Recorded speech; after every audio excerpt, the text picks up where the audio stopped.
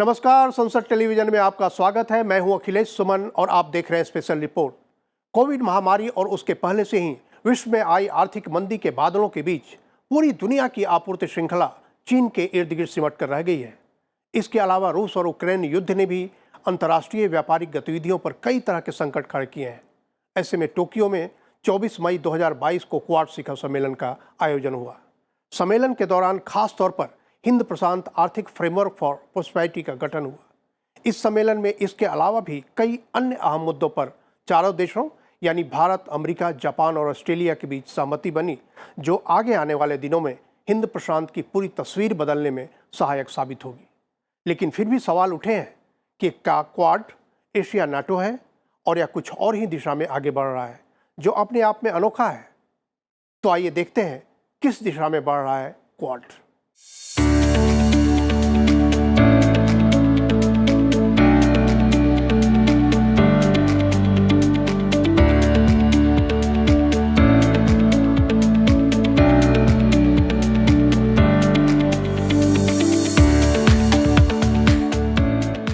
प्रधानमंत्री नरेंद्र मोदी 2022 के मई महीने की 23-24 तारीख को जापान की राजधानी टोक्यो में थे। मौका था क्वाड शिखर सम्मेलन का, जो 24 मई को संपन्न हुआ। इसमें क्वाड के चारों सदस्य देशों के प्रमुख यानी प्रधानमंत्री नरेंद्र मोदी, अमेरिकी राष्ट्रपति जो बाइडेन, जापान के प्रधानमंत्री फूमियो किशिदा और ऑस्ट्रेलिया के प्रधानमंत्री एंथोनी एल्बनीज शामिल थे। सबसे खास बात यह थी कि ऑस्ट्रेलिया के प्रधानमंत्री एल्बनीज ने एक दिन पहले ही प्रधानमंत्री के रूप में शपथ लिया था और अगली फ्लाइट से ही टोक्यो आ गए। लेबर पार्टी के नेता एल्बनीज ने कहा कि ऑस्ट्रेलिया में सरकार बदलने से क्वाड नीति पर कोई फर्क नहीं पड़ेगा। We have had a change of government in Australia, but Australia's commitment to the Quad has not changed and will not change. And our commitment to ASEAN and its centrality has not changed. My government has already committed to a greater focus on Southeast Asia, including the appointment of a special envoy for the region. दरअसल 2017 में वर्तमान रूप में बने quad के संस्थापक सदस्यों में प्रधानमंत्री नरेंद्र मोदी ही बचे हैं। अन्य सारे शासनाध्यक्ष बदल गए और नए आ गए। तत्कालीन राष्ट्रपति डोनाल्ड ट्रंप की जगह जो बाइडेन आए। जापान के प्रधानमंत्री शिंजो आबे की जगह फूमियो किशिदा ने सत्ता संभाली और अब ऑस्ट्रेलिया में मैल्कम टर्नबुल और स्कॉट मॉरिसन की जगह एंथनी एल्बनीज आए। इन तीनों के अपने अपने पूर्ववर्ती सरकारों की विरोधी पार्टी के होने के बावजूद क्वाड नीति को जारी रखने से क्वाड की विश्वसनीयता और बढ़ गई है। तो इसी विश्वसनीयता के दम पर क्वाड के चारों देशों ने 23 मई 2022 को एक बड़ी पहल की। क्वाड शिखर सम्मेलन के एक दिन पहले ही टोक्यो में 9 अन्य देशों को मिलाकर इसने Indo Pacific economic framework for prosperity के गठन की घोषणा कर दी। इसमें भारत, अमेरिका, ऑस्ट्रेलिया और जापान के अलावा ब्रुनेई, दारुसलाम, इंडोनेशिया, दक्षिण Korea, Malaysia, New Zealand, Philippines, Singapore, Vietnam और थाईलैंड शामिल हैं। विश्व का सबसे प्राचीन कॉमर्शियल पोर्ट भारत में मेरे होम स्टेट गुजरात के लोथल में था। इसलिए यह आवश्यक है कि हम क्षेत्र की आर्थिक चुनौतियों के लिए साझा समाधान खोजें, रचनात्मक व्यवस्थाएं बनाएं। एक्सेलेंसी, भारत एक इंक्लूसिव और flexible Indo Pacific economic framework के निर्माण के लिए आप सभी के साथ काम करेगा। मेरा मानना है कि हमारे बीच रेजिलिएंट सप्लाई चेन्स के 3 मुख्य आधार होने चाहिए: ट्रस्ट, ट्रांसपेरेंसी एंड टाइमलीनेस। मुझे विश्वास है कि यह फ्रेमवर्क इन तीनों स्तंभों को मजबूत करने में सहायक होगा और इंडो पैसिफिक क्षेत्र में विकास, शांति और समृद्धि का मार्ग प्रशस्त करेगा। ये 13 देश एक साथ आर्थिक सुधार और समावेशी विकास के अलावा आर्थिक क्षेत्र में स्थायित्व प्रदान करने के लिए मिलकर काम करेंगे। ये मिलकर प्रौद्योगिकी का उपयोग करने, नवाचार को बढ़ावा देने, डिजिटल अर्थव्यवस्था में भाग लेने, ऊर्जा प्रणालियों को उचित रूप से बदलने और ऊर्जा सुरक्षा प्राप्त करने और जलवायु संकट से निपटने के तरीके पर काम करेंगे। The Indo-Pacific covers half the population of the world and more than 60% of the global GDP. And the nations represented here today, and those who will join this framework in the future, are signing up to work toward an economic vision that will deliver for all people, all our people. The vision for an Indo-Pacific that is free and open and secure as well as resilient, where economic growth is sustainable and is inclusive. We're writing the new rules for the 21st century economy. They're going to help all of our countries' economies grow faster and fair. We'll do that by taking on some of the most acute challenges that drag down growth and by maximizing the potential of our strongest growth engines. Let's start with new rules governing trade and digital goods and services, so companies don't have to hand over the proprietary technology to do business in a country. Let's create a first-of-its-kind supply chain commitments to eliminate bottlenecks in critical supply chains and develop early warning systems so we can identify problems before they occur. And let's pursue other first-of-its-kind commitments to clean energy and decarbonization. इस ढांचे का उद्देश्य चारों अर्थव्यवस्थाओं की मजबूती के लिए प्रतिस्पर्धात्मक क्षमता ताकत प्रदान करना है। इस पहल के माध्यम से हिंद प्रशांत क्षेत्र के भीतर सहयोग, समृद्धि, विकास और शांति मजबूत होगी ताकि सदस्य देशों को ठोस लाभ मिल सके। चीन के नेतृत्व में 15 नवंबर 2020 को RCEP की शुरुआत की गई थी। भारत और अमेरिका ने इसमें शामिल होने से इनकार कर दिया था। भारत और अमेरिका दोनों का मानना था कि RCEP महज चीन के सामान को अन्य देशों के माध्यम से दुनिया में निर्यात का एक नेटवर्क बनकर रह जाएगा। इसलिए माना यह जा सकता है कि IPEF उसके समानांतर एक नया नेटवर्क है जो आपूर्ति श्रृंखला को चीन के एकाधिकार से मुक्त करेगा। IPEF के तहत क्वाड देशों की भागीदारी में व्यापार को बढ़ाने के लिए उच्च स्तर का वातावरण बनाया जाएगा ताकि चीन अपना सामान एक तरफा इन देशों पर लाद न सके। इसके लिए क्वाड के सदस्य देश IPEF में भागीदार देशों को रचनात्मक तरीके से तकनीक और निवेश में मदद करेंगे। इससे सदस्य देशों को रोजगार और उपभोक्ता सामग्रियों का भी लाभ मिल सकेगा। इसके अलावा क्वाड के सदस्य देश डिजिटल इकोनॉमी के निर्माण में भी IPEF सदस्य देशों की सहायता करेंगे। इससे इन 13 देशों की अर्थव्यवस्थाएं भी एक दूसरे से सघन रूप से जुड़ेंगी। IPEF framework is structured around 4 pillars, and these are currently being negotiated among the Quad countries. And these 4 pillars are: 1, relating to trade; 2, supply chains; 3, infrastructure, clean energy and decarbonization; and 4, tax and anti-corruption. Collective discussions, as I mentioned, under these pillars will be initiated following the launch of this framework, and the following final contours of this would emerge based on discussions among the Quad countries. ये 13 देश मिलकर एक नए आपूर्ति श्रृंखला के निर्माण का काम करेंगे जो विश्वसनीय हो, उसकी गुणवत्ता स्तरीय हो और उसमें पारदर्शिता भी हो। इससे एक नई एकीकृत आपूर्ति श्रृंखला का निर्माण होगा जो दुनिया को चीन के अलावा भी विकल्प प्रदान करेगा। अमेरिका, ऑस्ट्रेलिया और जापान के इस समूह में शामिल होने की वजह से इसके सदस्य देशों को अद्यतन तकनीक भी मिल पाएगी। इस आपूर्ति श्रृंखला के निर्माण के लिए वे कच्चे और प्रसंस्कृत माल से लेकर सेमीकंडक्टर और अहम खनिज की उपलब्धता के अलावा स्वच्छ ऊर्जा की तकनीक पर भी काम करेंगे। वैसे भी जिस तरह से दुनिया की जरूरतें और जनसंख्या बढ़ रही है, उसमें संभव है कि आगे आने वाले समय में चीन के बस की बात ही न रह जाए कि वह पूरी दुनिया के लिए सामान बना सके। ऐसी स्थिति में वह निम्न स्तर के सामान बनाने की ओर बढ़ सकता है। और इस हिसाब से देखें तो समानांतर आपूर्ति श्रृंखला बनाने के लिए IPEF की यह पहल समयानुकूल है।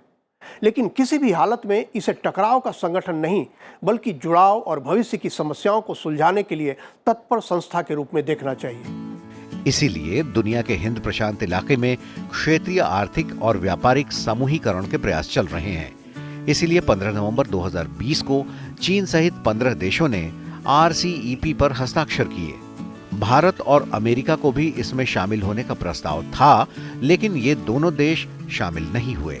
लेकिन दिलचस्प बात यह रही कि RCEP और IPEF में कुछ ऐसे देश भी हैं जो दोनों समूहों में शामिल हैं और वे क्वाड में भी हैं।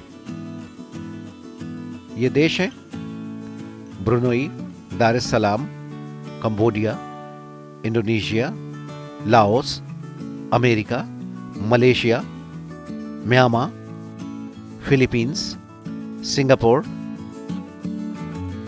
थाईलैंड, वियतनाम, ऑस्ट्रेलिया, चीन, भारत, जापान, दक्षिण कोरिया, न्यूजीलैंड।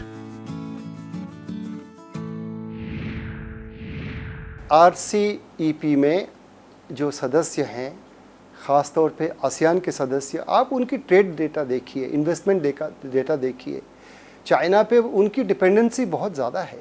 तो वो चाहते हैं कि कुछ और ऑप्शंस भी मिले चाइना को बैलेंस करने के लिए। भारत हो, USA हो, ऑस्ट्रेलिया हो। चाइना ने ऑस्ट्रेलिया के खिलाफ इतने ट्रेड के मेजर्स ले लिए थे पैंडमिक के बाद। तो ये तो एक है। और दूसरा ये है कि आइदर और तो नहीं है, क्योंकि जैसे मैंने कहा है कि RCEP एक बाइंडिंग अग्रीमेंट है। It is a multilateral free trade agreement type का अग्रीमेंट है, जिसमें कि हर सदस्य के कुछ राइट्स होते हैं और कुछ ऑब्लिगेशंस होते हैं, और वो लिखित हैं, तो वो आपको करना पड़ेगा। लेकिन हमारे इस अग्रीमेंट में वो नहीं है, अभी तक तो नहीं है।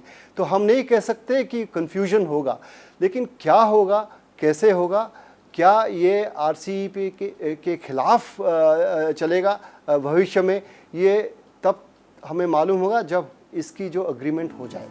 यानी 11 देश ब्रुनोई, दार एस सलाम, Malaysia, Indonesia, Philippines, Singapore, Thailand, Vietnam, Australia, Japan, दक्षिण कोरिया और न्यूजीलैंड दोनों समूहों में शामिल हैं। सुनने में यह बात अटपटी लग सकती है कि दो देश दो प्रतिस्पर्धी समूहों में कैसे शामिल हैं, लेकिन ये इसलिए कि वे हिंद प्रशांत के महत्वपूर्ण देश हैं और कई तो आसियान के भी सदस्य हैं।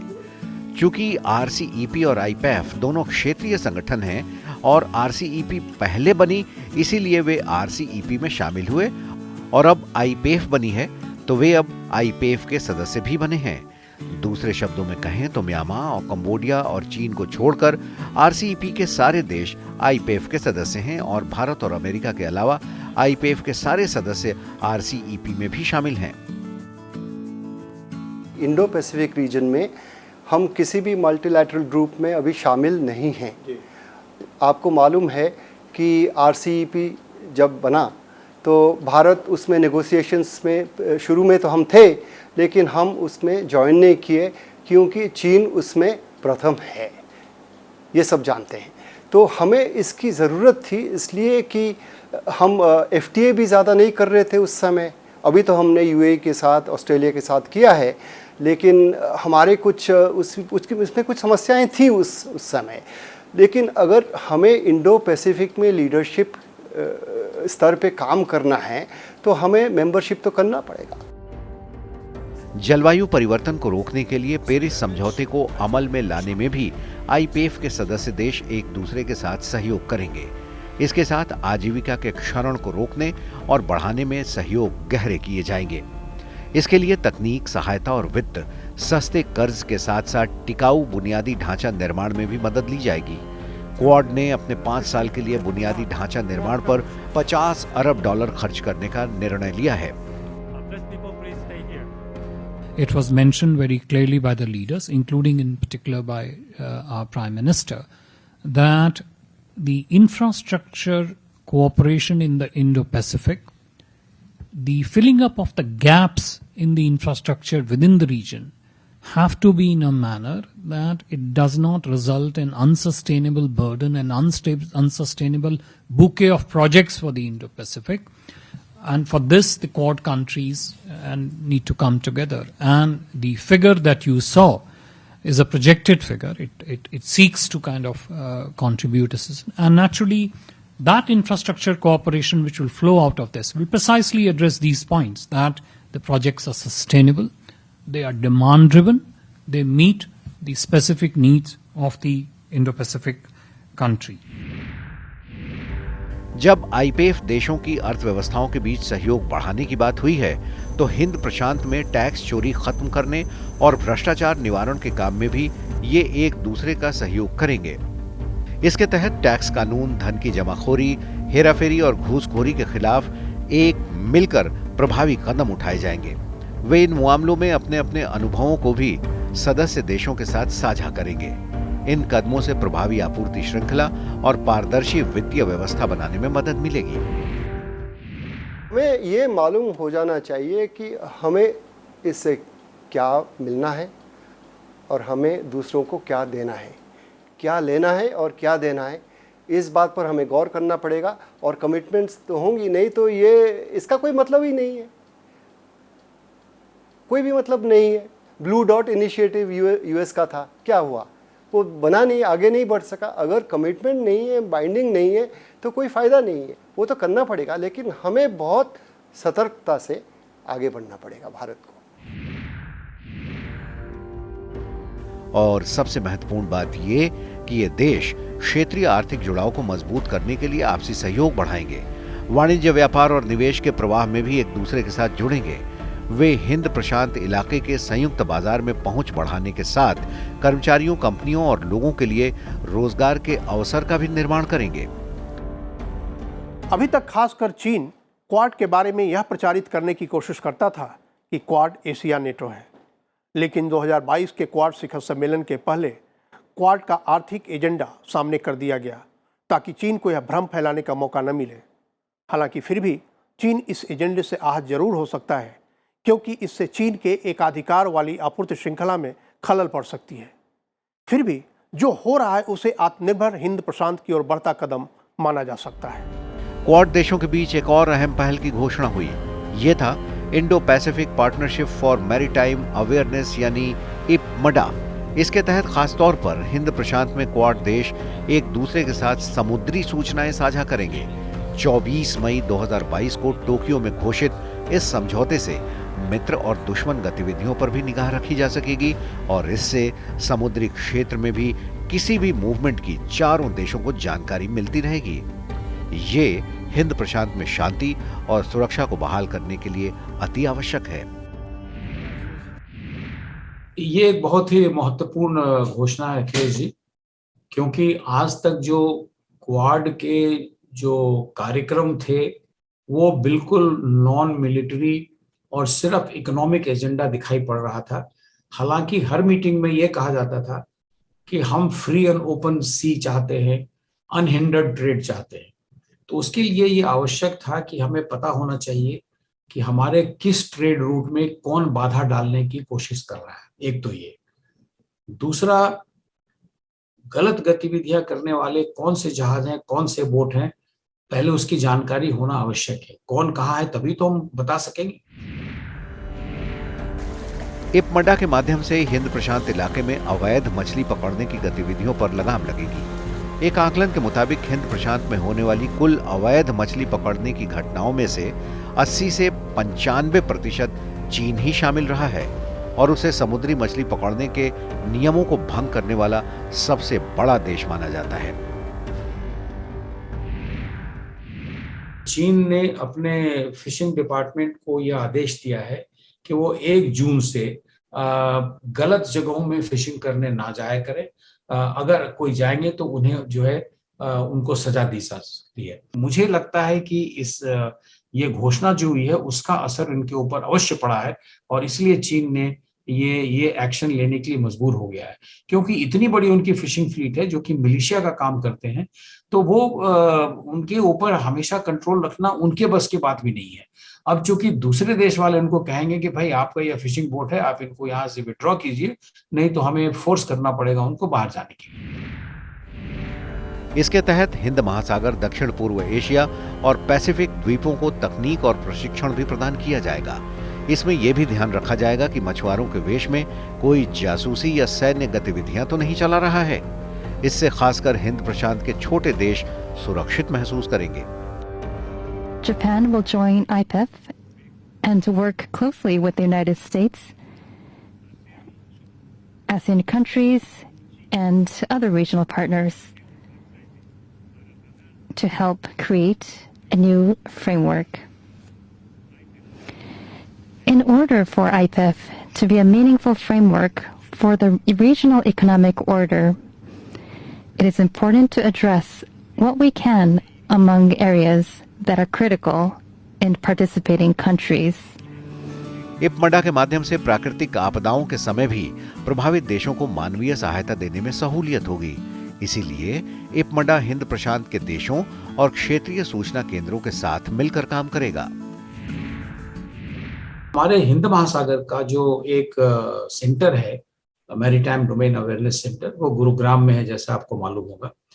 उसी तरह से अब क्या किया गया है, हिंद महासागर, प्रशांत महासागर और साउथ चाइना सी और जो एडजेसेंट सी है, उन सब के जो सेंटर्स हैं, एमडीए सेंटर्स, फ्यूजन सेंटर जिनको कहते हैं, उन सबको सैटेलाइट के माध्यम से लिंक कर दिया जाएगा।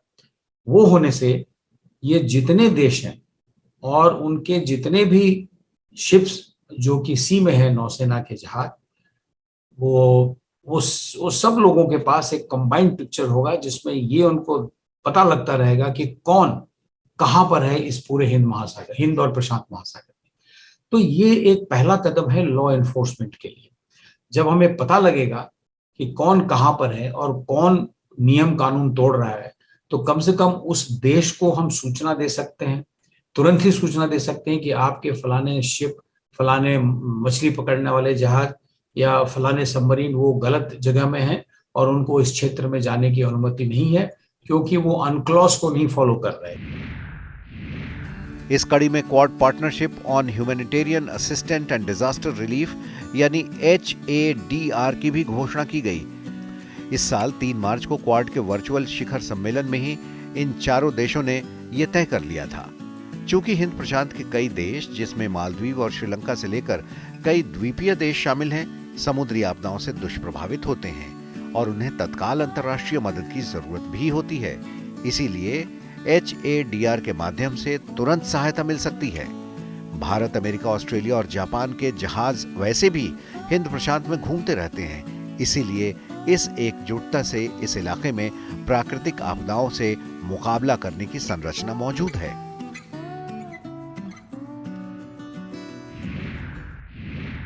जब भी सेल करते हैं अखिलेश जी, तो उनके ऊपर एक कंटेनर होता है जिसको बोला जाता है BRIC ब्रिक, उनको HADR ब्रिक हम कहते हैं। उसके अंदर सहायता करने वाली बहुत सारी चीजें होती है, दवाइयां होती हैं, कंबल होते हैं, तंबू होते हैं, पानी होता है, खाने पीने का सामान होता है, ताकि हम उस एरिया में पहुंचकर सिविल अथॉरिटीज को, उस देश के सिविल अथॉरिटीज को हम ये चीजें इमीडिएट राहत हम दे सकें।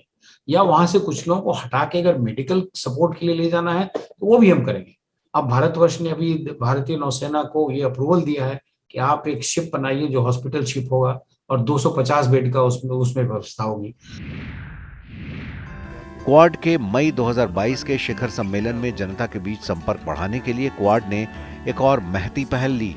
ये पहल है विज्ञान, तकनीक, इंजीनियरिंग और गणित यानी स्टेम की पढ़ाई कर रहे इन देशों के कुल 100 छात्रों के लिए क्वाड फेलोशिप की। इसमें हर साल प्रति देश 25 छात्र अमेरिका के विशिष्ट संस्थानों में पढ़ाई करेंगे। इसमें चारों देशों के स्नातकोत्तर और PhD करने वाले छात्र शामिल हो सकेंगे।